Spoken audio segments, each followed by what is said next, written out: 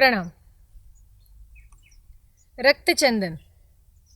वैसे तो चंदन का नाम सुनते ही सबसे पहले हमारे दिमाग में आता है कि एक सुगंधित वनस्पति। पर वैसे चंदन के दो प्रकार हैं, एक है सफ़ेद चंदन और दूसरा है लाल चंदन। लाल चंदन के पेड़ शायद आपने बहुत कम जगह देखने होंगे, क्योंकि ये वैसे तो दक्षिण भारत की तरफ आने वाली वनस्पति है। ज़्यादातर आंध्र प्रदेश, कर्नाटक, ऐसे सारे पहाड़ी इलाकों में आने वाली ये बहुत ही सुंदर वनस्पति है। ये जो वृक्ष है वो पूरा लाल होता है अंदर की तरफ से। वैसे तो चंदन का नाम सुनते हमें ऐसा लगता है कि ये सुगंधित वनस्पति है, लेकिन उससे बहुत ही विपरीत ये लाल चंदन है। इसे खुद का कोई सुगंध नहीं होता, लेकिन काफ़ी औषधि वनस्पति है। हमारी प्रकृति ने तो हमें इतनी सारी वनस्पतियाँ दी हुई है जिसका कहीं ना कहीं हम हमारे जीवन में इस्तेमाल कर सकते हैं, लेकिन काफ़ी चीज़ें हमें पता ही नहीं होती कि ये वनस्पति हमें इस्तेमाल कैसे करनी है या किस तरीके से हम इसे इस्तेमाल कर सकते हैं, कौन से समय हम इसे इस्तेमाल कर सकते हैं। तो ये रक्त चंदन का जो वृक्ष है वो काफ़ी पर्णपाती वृक्ष होता है, पहाड़ियों की तरफ आता है, यानी 150 मीटर से लेके 900 मीटर तक ये ऐसी पहाड़ियों इलाकों में देखने को मिलता है। ये जो वृक्ष है इसकी ऊंचाई 8 से 11 मीटर ऊंची जाती है। इसकी जो छाल है वो 1 से 1.5 सेमी जितने उसका मोटापा रहता है।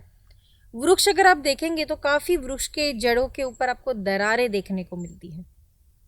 ऊपर से काफ़ी भूरे रंग का होता है, लेकिन इसकी जो अंदर की यानी अंतकाष्ठ जिसे कहते हैं, अंदर की जो परत होती है वो काफ़ी लाल रंग की देखने को मिलती है। इसीलिए तो इसे लाल चंदन कहते हैं। वैसे लाल चंदन ये काफ़ी महंगी वनस्पति है और काफ़ी दुर्लभ वनस्पति मानी गई है, क्योंकि ये हर जगह आने वाली वनस्पति नहीं है। कुछ ही भाग में हम इसका उत्पादन कर सकते हैं, लेकिन आजकल हर जगह कहीं ना कहीं रक्त चंदन का एक वृक्ष तो आपको देखने को मिलता है। काफ़ी जनजागृति बढ़ने लगी है वृक्षों की तरफ, तो काफ़ी लोग ऐसी जो दुर्लभ वनस्पतियां हैं उसे लाते हैं, लगाते हैं और उसका संवर्धन भी करने लगे हैं। हमने भी हमारे आश्रम में काफ़ी रक्त चंदन के वृक्ष लगाए हैं। एक नया जो हम यहाँ पे वन निर्माण कर रहे हैं उसमें भी हमने 8 से 10 पेड़ रक्त चंदन के लगाए हैं। तो जैसे आयुर्वेद में इसका इस्तेमाल करते हैं, वैसे धार्मिक तौर पे वास्तु में भी हम हिंदू लोग इसका ज़्यादा इस्तेमाल करते हैं रक्त चंदन का। तो ये एक आयुर्वेदिक वनस्पति है। तो सुश्रुत संहिता में भी काफ़ी आपको रक्त चंदन के बारे में पढ़ने को मिलेगा। हमारे जो भी आयुर्वेदिक ग्रंथ है उसमें हर एक वनस्पति के बारे में बहुत अच्छी लिखावट है। तो अच्छे से वो पुस्तकें हमें पढ़नी चाहिए ताकि हमें उसकी जानकारी मिले। कभी कभी ऐसा होता है कि हमारे आसपास बहुत ही ऐसी वनस्पतियां होती है जो हम अच्छे से इस्तेमाल कर सकते हैं, लेकिन हमें उसका प्रयोग ही पता नहीं होता है, तो हम कभी उसे काट देते हैं या फिर ऐसे सोचने लगते हैं कि ये वृक्ष का तो कोई उपयोग नहीं है। लेकिन प्रकृति ने हर एक वृक्ष, हर एक वेली की निर्मित इसीलिए की है ताकि वो मनुष्य जाति को उसका अच्छे से उसका इस्तेमाल कर सके। तो रक्त चंदन के आयुर्वेदिक गुण क्या है? तो रक्त चंदन के फूल भी होते हैं, लेकिन जब वृक्ष काफ़ी बड़ा हो जाता है, उसकी आयु बढ़ जाती है, उसके बाद उसके फूल देखने को मिलते हैं। वैसे बहुत कम देखने को मिलते हैं रक्त चंदन के फूल। इसके जो बीज होते हैं वो भी लाल रंग के होते हैं, फिर कुछ समय के बाद वो थोड़े काले भी पड़ जाते हैं। तो इसके बीज भी उतने ही उपयुक्त हैं। लेकिन ये वनस्पति हम इस्तेमाल कैसे कर सकते हैं?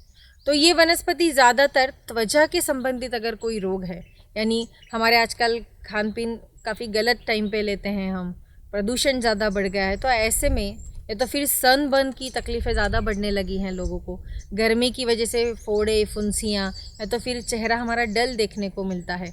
तो ऐसे समय अगर आप रक्त चंदन का लेप लगाते हैं अपने चेहरे पे, तो आपकी त्वचा भी निखरेगी, आपकी जो त्वचा की जो कोशिकाएं हैं, यानी आपके चेहरे पर जो भी कोशिकाएं हैं वो भी ज़्यादा स्ट्रॉन्ग होने लगती हैं, उनका भी स्वास्थ्य अच्छा होने लगता है।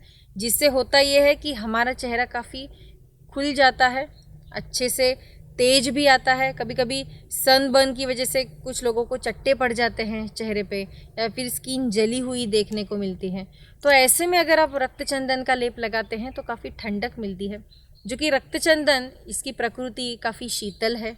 ये पित्त और कफ शामक है, थोड़ा मधु भी है, थोड़ा कटु भी लगता है। तो ऐसा ये मिश्रण है पूरे स्वाद का, ये रक्त चंदन। तो ये आप त्वचा के लिए इस्तेमाल कर सकते हैं। काफ़ी कॉस्मेटिक जो प्रोडक्ट्स हम यूज़ करते हैं उसमें भी रक्त चंदन का इस्तेमाल करते हैं। जैसे त्वचा के लिए है वैसे ही हमारे सिर के लिए, यानी हाँ, कभी कभी हमारा सिर दर्द होता है, मस्तिष्क में दर्द होता है, शिरोवेदना होती है, तो ऐसे समय अगर रक्त चंदन का लेप हम हमारे सिर पे लगाते हैं तो उससे भी वेदनाएं धीरे धीरे कम होने लगती है। कोलेस्ट्रॉल को कंट्रोल करने के लिए भी रक्त चंदन का इस्तेमाल करते हैं। कभी कभी हिक्का का हमें यानी हिचकियाँ ज़्यादा आती है, तो ऐसे समय अगर हम इसका जो जड़ है या तो फिर इसकी छाल है उसको हम घिस के अगर दूध में उसको मिला के 1 या 2 बूंद अपने नाक में से डालते हैं तो हिक्का, ये जो भी रोग है, उससे हमें अच्छे से राहत मिलती है। तो जैसे त्वचा के लिए है, हिक्का के लिए है, वैसे ही कुछ लोगों को पित्त ज़्यादा बढ़ जाता है शरीर में, तो पित्त शामक है, तो उसकी भी काफ़ी टैबलेट्स भी आजकल बाज़ार में मिलती है। लेकिन अगर सबसे अच्छा कोई इसका इस्तेमाल है तो इसकी पत्तियाँ और इसकी जो छाल है उसको अगर आप अच्छे से उसका काढ़ा बनाते हैं, उसका भी प्राशन करते हैं, तो भी आपकी पित्त की अगर कुछ तकलीफ़ें हैं या फिर आम पित्त हो गया है तो उसमें भी आपको काफ़ी राहत मिलती है। दूसरा इसका इस्तेमाल है कि काफ़ी पहले हमारी जो बुज़ुर्ग हुआ करते थे या जो फिर हमारे पूर्वज हैं, वे सभी लोग रक्त चंदन की लकड़ियों का घर में अच्छे से उसको इस्तेमाल करते थे।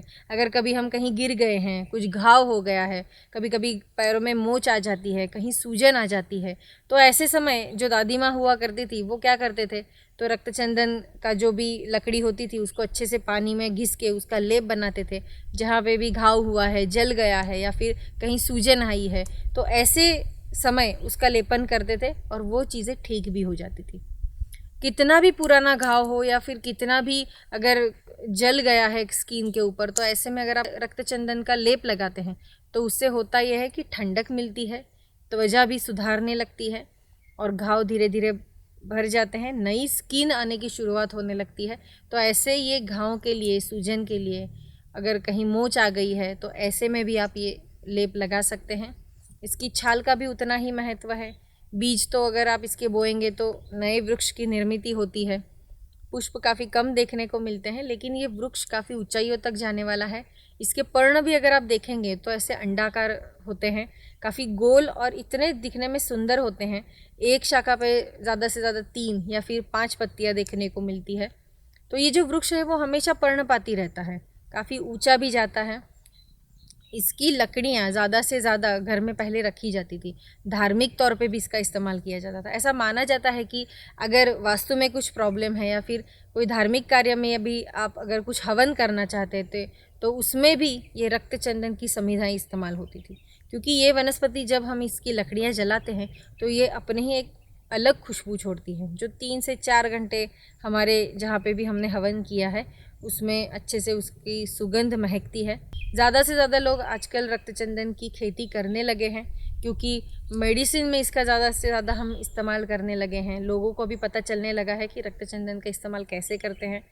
कुछ लगा है तो उसके लिए हम एलोपैथी कुछ दवाइयाँ ले लेते हैं, या फिर कुछ सिर दर्द हो रहा है तो सेराडोन ले लेते हैं। तो ये सब चीज़ें आज न कल हमारे शरीर को तकलीफ़ देने ही वाली है। ज़्यादा से ज़्यादा अगर आप गोलियाँ खाते हैं तो हमारे किडनी या हमारे लीवर को इफ़ेक्ट करने ही वाली है। तो वो सारी चीज़ें ना हो, इसीलिए अगर हम ये वनस्पति का इस्तेमाल करते हैं, अच्छे से छोटे छोटे उपाय करते हैं, तो उससे हमारी सेहत भी ठीक रहती है। आने वाली पीढ़ी को भी वो ज्ञान मिलता है कि वनस्पति का इस्तेमाल कैसे किया जाता है। तो अगर आप इसका इस्तेमाल करते हैं तो आपके बच्चे भी जानेंगे, आसपास के लोग भी जानेंगे। तो ऐसे ये रक्तचंदन की वनस्पति है। अगर आपके घर में आप लगाना चाहते हैं तो ये वनस्पति लगा सकते हैं।